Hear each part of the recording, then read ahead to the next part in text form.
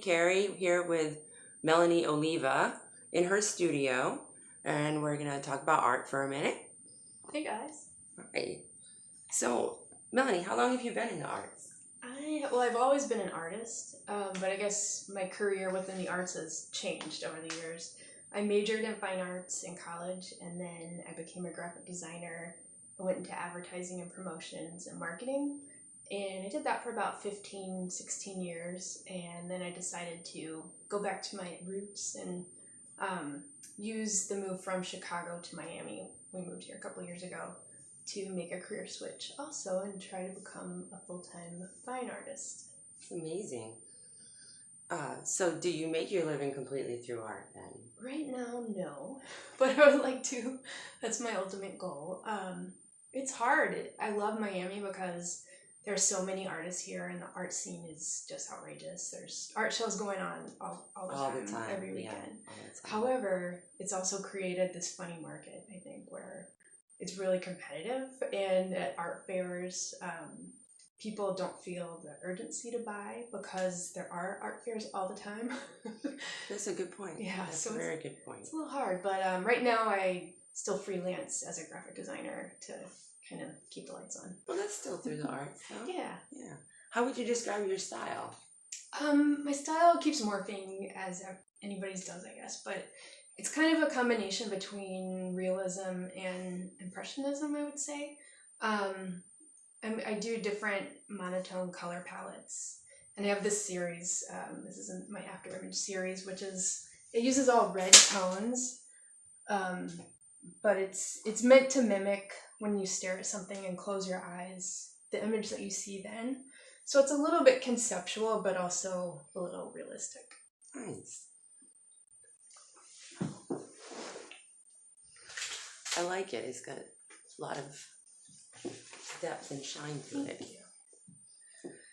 What makes you feel successful as an artist?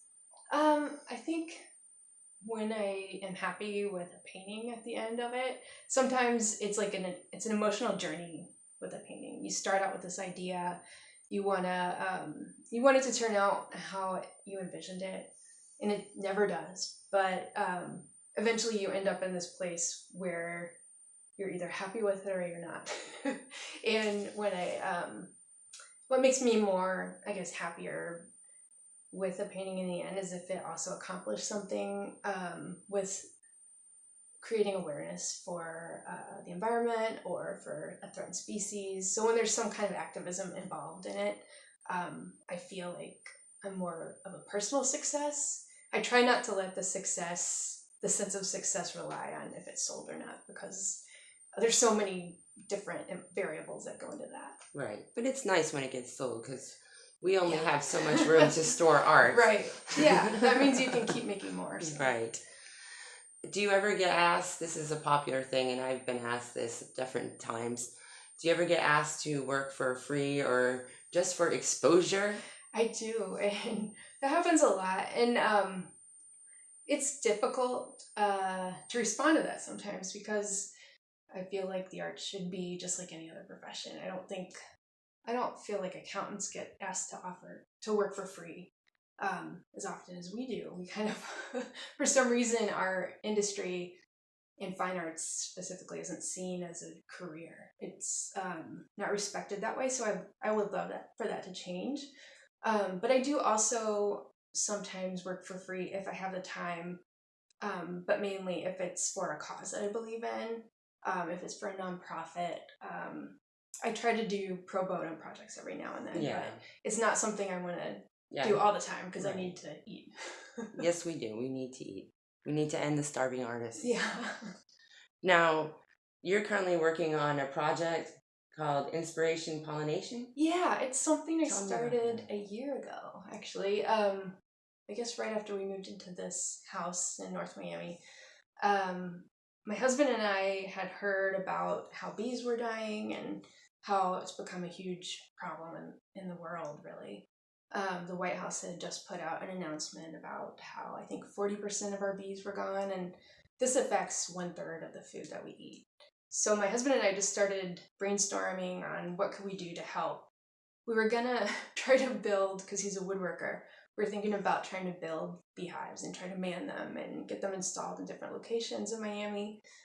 In the end, we don't have experience with that, and kind of scared us a little bit. It seems like a lot of work. So I just had this idea one day, like I knew around 200 artists or creative professionals. And I thought, well, why not just try to inspire them to incorporate bees and other pollinators in their work? It's almost like free advertising. So sometimes you just have to have the impetus to do a painting about a bee or a butterfly. So it's been really fun and successful. And now we have around 730 artists in the group. Wow, that's amazing. Yeah, it's not actually just artists. And when did you start it? About a year ago. Wow. Yeah. Wow. So that's a lot of people caring about bees. It's cool, yeah. And some people are gardeners in the group. It's kind of open to everybody. Some people are scientists. But everybody kind of makes something, or they share pictures of their garden, of the plants they just planted for butterflies. So it's been a really good way to talk to other people too and get ideas. That's amazing. Yeah, and learn too. Yeah. If you have scientists, you can learn other things. Right. I can't even tell you how much I've learned about pollinators. I had no idea really what we need for our food, and that bats pollinate cocoa for chocolate and bananas. We wouldn't have those love things. The bats. Yeah, I know. Go bats. Yeah, because I have a fridge full of chocolate. Oh yeah. I can't go to the store without buying chocolate. So Melanie, if people want to find out more about Inspiration Pollination, where can they go?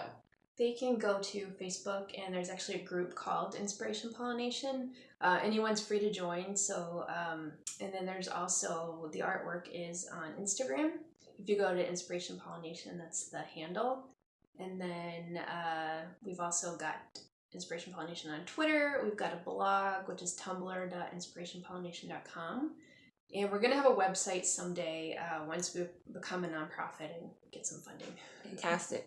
And didn't I see an article on Huffington Post? Yeah, that got published kind of right after I formed the group, which was great publicity, and it got more members. Yeah, we got some good art posted from all different kinds of artists. Herb Williams from Nashville posted some really cool crayon artwork, and then several other people from Miami. It was great. Wow, I'm going to take a better look at that when I have time. Great. Well, thank you so much for talking with me today. Thank you. All right.